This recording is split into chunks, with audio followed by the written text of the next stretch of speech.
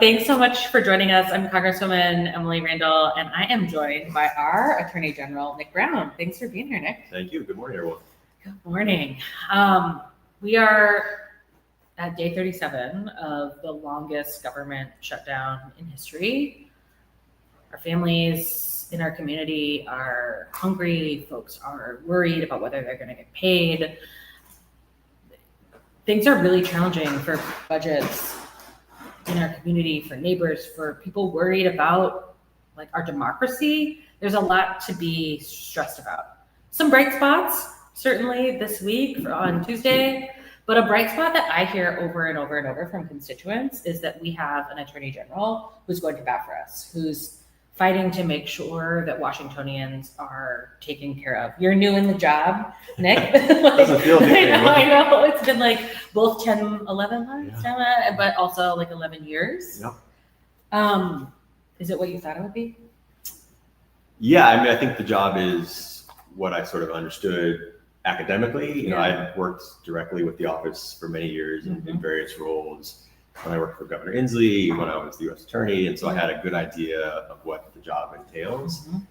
But just the intensity of this moment, the scope of the work that we're doing, I'm still learning about new things that we do that I didn't know that we do. And so I think I understood what it might be like, but just the practical nature of not only all the stuff that the public sees, but just running a huge agency. You know, we have almost 2,000 employees and 13 offices across the state. And so there's the casework and the legal work and all the stuff that we do for our clients. And then there's just the management and leadership challenge of running a huge agency. And it's been chaotic. It's been fun. I try to hold on to the things that recognize the importance of the work that we're doing. But as you know, we're working with people that are scared and worried and fearful and trying to make ends meet. And there's a lot of more things that we need to do. Absolutely. Absolutely. I remember being at a meeting with you in, I think, April, where you talked about how many cases you had filed at that point against the federal government, against the Trump administration.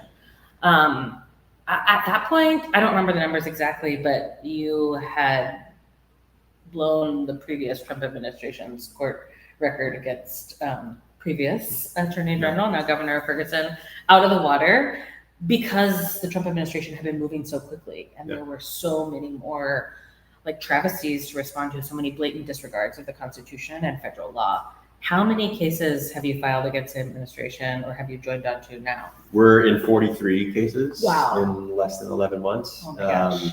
And I don't take any great pleasure in that. No. I wish we were at zero.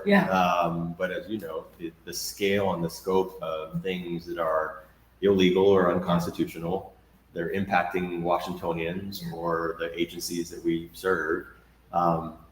Doing nothing is not an option. And so we're in 43 cases. You can go on our website, you can look at every single case. We have case status updates. We document all of our wins. We document some of our setbacks so people can judge for themselves about the merits of the cases. But it is really important this moment for attorney generals to be acting because we're seeing so many things that are illegal and harmful. And, there's lots of good policy disagreements that Congress should be having, that the public should be having with the president. But the way to do those is through passing new laws and working with stakeholders. It's not through illegal executive orders or administrative actions that are just blatantly disregarding the Constitution, state sovereignty, congressional authority. And, it doesn't always feel like it in this moment, but we are winning the vast majority of our cases. We haven't won all of them, but in the vast majority, we've been able to convince a judge that what the president and his team is doing is illegal and harmful. And that's why we've been acting. Thank you for your leadership. I know it gives me a lot of hope to recognize and see that, like, the courts are a place where we can continue to win, where we can continue to hold this administration accountable. But let's talk about one of these cases and the tension about holding this president accountable. So going into the shutdown, every federal agency creates contingency plans. I didn't think about this much before I was in Congress, but there are staff within the agency that draft plans, who's essential, who's not essential. what are essential duties of the job, what aren't essential duties of the job. And one of the things that has been true for most shutdowns in the past is that essential benefits that our neighbors rely on continue going out. Social Security benefits, Medicare payments, and in recent times, SNAP benefits. Yep. What did the USDA's contingency plan say going into the shutdown that they were obligated to do? Well, let's just step back for a moment. There are millions of people across the country that depend on SNAP. In Washington, there's over 900,000 people that depend on these necessary health benefits. That includes 300,000 children. 300,000 children that rely on support from the federal government that the state administers to eat. And now so many of those families are in a position of, do they decide to pay rent or pay for food? Do they pay for medical benefits, or do they put food on the table? But as you know, SNAP is something that has never, at least to my knowledge, stopped during a government shutdown. And that is because the agency has a contingency plan that is authorized by Congress to account for these benefits still being distributed. And so, they had money in their contingency plan that they were authorized to use in an emergency. I think when you're talking about millions of people not eating, that is an emergency. And they made the choice, and this is, I think, undoubtable. They made the choice not to fund that money initially. So Washington joined with 22 other states and actually a few additional states that don't have Democratic attorney generals. There was a separate case with cities and counties that were also filed. In both cases, the judges said, what you're doing is illegal and that you need to reverse course. And, doing that, of course, takes time to get the funds back administered. And the other thing that I noted from our case is that, what the Department of Justice lawyers were saying on behalf of their client in court was different than what the president was saying. The president saying, we're not turning this on. And it was the same day that his lawyers were saying, well, we're going to turn on 50% of the money. But just demonstrates they had a choice from the beginning not to put families in Washington in this position of making these very difficult choices. So I'm glad that we are where we are right now. It's still not enough to take care of people. And this is, the most wealthy nation in the world. And we're talking about whether children are going to eat or not because of the actions of our president, because of the inability to get the government restarted again. And that's just a real, I think, indictment of all of us as a nation about how we prioritize this thing. Absolutely. We talk to so many families around the district, at food banks and at community meetings and in our office. Folks call us. And, the thing in a district with the highest number of federal employees of any district in the state, we have 27,000 fewer now, probably, with illegal firings. But families are having to rely on food banks or food assistance like SNAP more than ever before. And to choose to cut off resources from families who are trying to deliver for their communities, their kids, their country, whether they're federal employees or not, whether they're military spouses. Like 1/4 of military connected families rely on food assistance. To choose to cut that off is appalling and atrocious and just cruel. Yeah, and the thing that is interesting to me, when I look at who's responsible for the shutdown, I look at the party that's in charge of every branch of the federal government right now. But even if you disagree with that perspective and you think it's the Democrats' fault, putting that aside, it still was the president's choice whether or not to fund this money. Whoever you want to blame for the shutdown, and we point fingers at each other all the time, but it was the administration, it was his Department of Agriculture that made the choice not to use this authorized fund to feed families.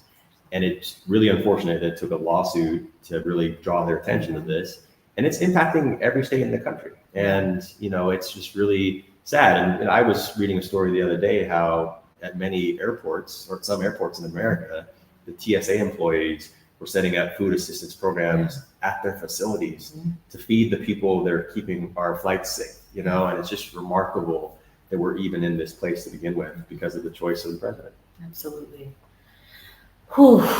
Are there any other like cases that are top of your mind that folks should be watching right now? I mean, we can go on your website and see the full list. You know, and I emphasize that because transparency is really important for me, and I want people to see all of the work that we're doing. We have links to all the court dockets so people can see what the judges have said. They don't have to take my word for it. You know, in 43 cases, they run the gamut of cases that I think of as civil rights cases. You know, we filed the first challenge in the nation around birthright citizenship, which I assume will be back at the Supreme Court next year. Our most recent cases were the SNAP case and the student loan case, which is I think a really important one, including for folks in Washington, because the administration, once again, illegally sort of changed the rules of the game and changed the rules of how you can qualify for student loan assistance. And you know, this is impacting nurses and teachers and firefighters and doctors and people that work for the government who were depending on the promise from Congress that some of their loans would be forgiven if they were serving in public. And the new administration said, no, we have our own ideas. We're going to change the rules. And that's illegal. So that's why we went back to court. And I know we'll have more cases in the weeks coming because of the really just blatant illegal actions and un-American actions, you know, and we need to be finding common solutions. It'd be nice to have a president that actually cared about bringing people together instead of always blaming and talking about the evilness of the other party. But that's not where we're at. And that's why I think the work that's happening at the state level is so important right now. Well, I'm really grateful to have you fighting for us, to have your whole team, you know, dedicated to protecting the rights of Washingtonians, to ensuring that their civil liberties are upheld and defended, to respect the Constitution, which, you know, I grew up in a bipartisan family. My dad was a Republican, served alongside some really incredible Republican legislators at the state level who really believed in the Constitution. That used to be such a tenet of the Republican Party. And to have, you know, a good lawyer on our side when this president is basically lighting the Constitution on fire every day feels like really important right now. To know that we can fight back in the courts, to know that we can win, even if this president is, you know, tweeting that he's not following court orders when his Department of Agriculture is, even when this president is, you know, stifling the news that they are changing direction. I think it's important to recognize that we are winning more often than not. Yeah, I mean, we've thus far successfully protected about $14 billion in cuts to Washington. You know, sometimes I see critics of the work say, you know, why don't you focus on Washington? It's like, we've protected $14 billion for education funding, healthcare, climate protection, public safety. You know, one of the cases that we filed a few months ago was to protect the Victims of Crime Act funding, which goes to domestic violence survivors, helps pay for medical bills for people that abuse, combats human trafficking. And they tried to cut about $21 million from Washington. And, you know, all this talk about public safety and law and order, they were doing things that were exactly counter to that. But for our engagement in that case, we wouldn't have protected money that was protecting some of the most vulnerable victims in Washington. But even beyond the work that gets the headlines, that's only a fraction of what we do in the AG's office. And I'm really proud of all the other stuff that's happening in consumer protection, and we're doing cases challenging rent issues here, algorithm practices that are inflating rents. We're going after companies that are defrauding the public. There's so much work that we do that I'm really proud of. And as you know, I'm just me, but we have a great team of lawyers, hundreds of lawyers across the state who are doing this work. Well, thank you. Thank you for joining us and sharing about the work that your team is doing, giving us opportunity to believe in the separation of powers at a time when it is challenging sometimes to do that. I know that we will get through this. I believe that things will get worse before they get better. But we all have to keep fighting. We have to keep fighting in our roles in government, and we need our neighbors to stay engaged. We need you to keep sharing about like what is really happening. You know, go on the Attorney General's website, look at some of those cases that you might be interested in. You know, share information with your communities so that we can cut through some of the fake news and really shine a light on what is truly happening to our communities, the ways that we are winning, and energize us for the long fight ahead. Well, Thanks, thank you Nick. for your work. Thank you for your service and having us. Appreciate it. Thank you. Good to Bye. see you. Bye, guys.